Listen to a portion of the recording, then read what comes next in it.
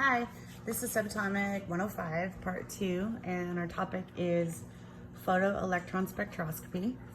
And Photoelectron Spectroscopy is a big phrase, right? Kind of sounds scary, but we want to just put a really simple definition down for this.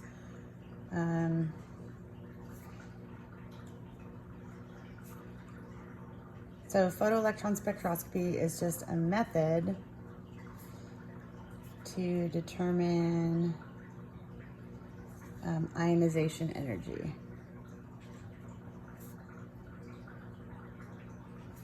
This is also known as binding energy. So basically how much energy it takes to eject an electron away from an atom. So if we were looking at an example, we would have, this is an atom of any element. And this, of course, is our nucleus.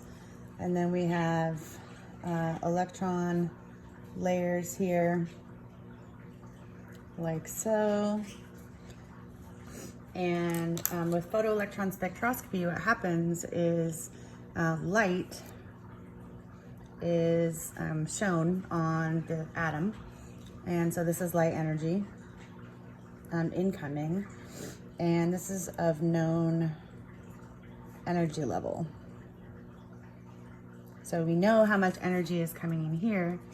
And when the light comes in, these electrons are ejected. So just kind of, the light comes in basically and pushes the electron out. And so this is hit with light energy and ejects the electron. Okay, so what you want to remember is this general idea is that the incoming light energy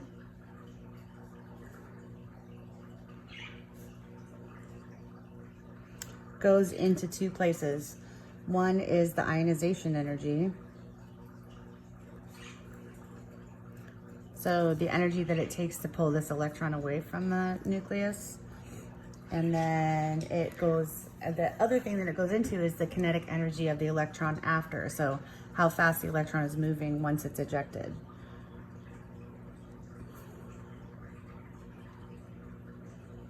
So that's the kinetic energy of the electron upon ejection.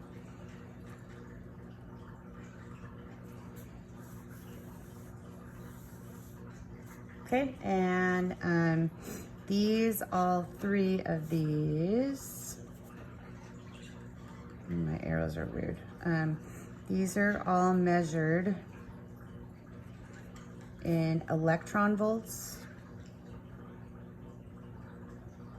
which is shown with the symbol EV, or millijoules, which is a really fun word to say, millijoules. And that would be little m, capital J. They can also be in megajoules, but we'll stick with electron volts and millijoules. Okay, so a couple things that you want to remember about photoelectron spectroscopy is that the electrons that are furthest from the nucleus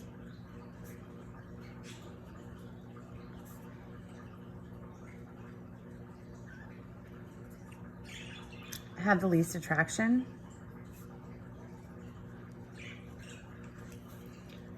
And so we'd say, therefore, we'll have the greatest kinetic energy upon ejection.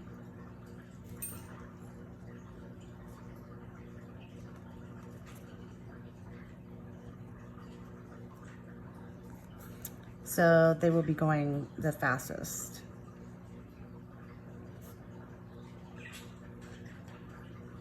Upon ejection.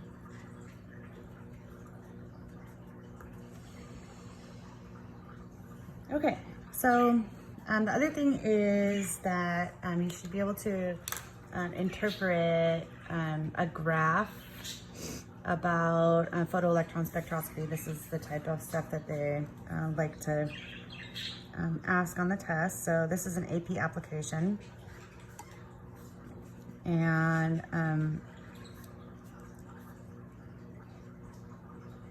this is just about photoelectron spectroscopy graphs. This is a graph of a number of electrons ejected versus their binding energies or their ionization energy. Okay, so our graph would have a set of axes, obviously, as any graph does. And on the y-axis would be our number of electrons ejected. So this would be really simple. This is just, integers by 1. And then down here, this axis traditionally is flipped around, so it's kind of different. These are higher energies. So these are higher ionization energies, closer to the y-axis, and these are lower ionization energies.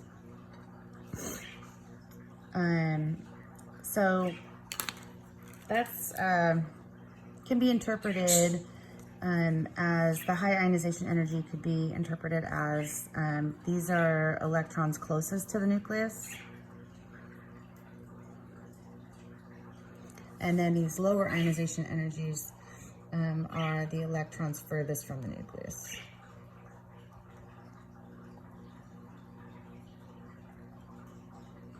Okay, so what we would see is that we would have a series of peaks and valleys, and in the first energy level is the 1s orbital, and that holds 2 electrons. So we would see this increase. We would see a peak for 2 electrons, and these guys, of course, would have like a high ionization energy. And then we'd see, so this would be the 1s orbital, and then we'd see another peak for 2 electrons in the 2s orbital. So just keeping in mind, these are the electrons that are closest to the nucleus, so these guys come off last, and these are the electrons that are furthest out from the nucleus. Okay, and then our next orbital, or our next subshell, would have 6 electrons in it.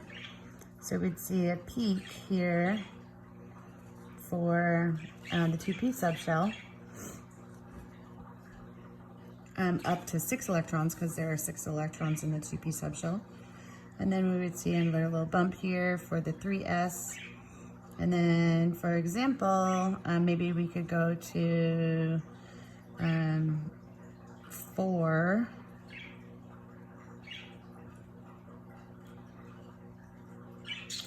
electrons in the 3p.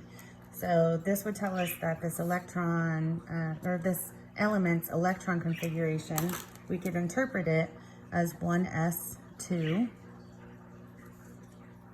2s2, 2p6,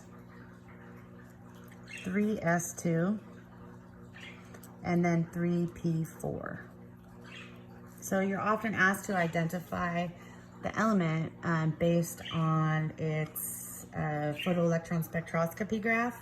So all you have to do is just, look at how high the peak is. The peak will represent how many electrons there are. And we can see here that this peak is 1/3 as high as this peak. So this has 3 times as many electrons in it. And this guy only goes up to 4. So this tells us that this element ends in 3p4. So we would say, therefore, it must be sulfur, just based on its electron configuration. And I think that's think that's it on photoelectron spectroscopy. So of course down here, the units down here are electron volts or millijoules. I didn't say that before.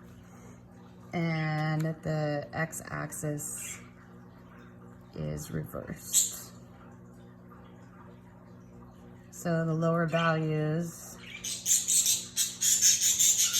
are to the right. Sorry about my birds, you guys are wigging out. Okay, so the lower values are to the right. The electrons that are furthest out from the nucleus are going to be shown with their peaks to the right, and the electrons that are closest into the nucleus are shown with the peaks furthest in. And these guys down here, the 1s electrons, these are going to be moving the slowest upon ejection. And these guys out here, the furthest away, these will be moving fastest upon ejection. And that, of course, just goes back to this idea that that the electrons that are furthest from the nucleus have the least attraction, while the electrons that are closest to the nucleus have the most attraction. And that's just Coulomb's law. Okay, thank you. Have a good night. Bye.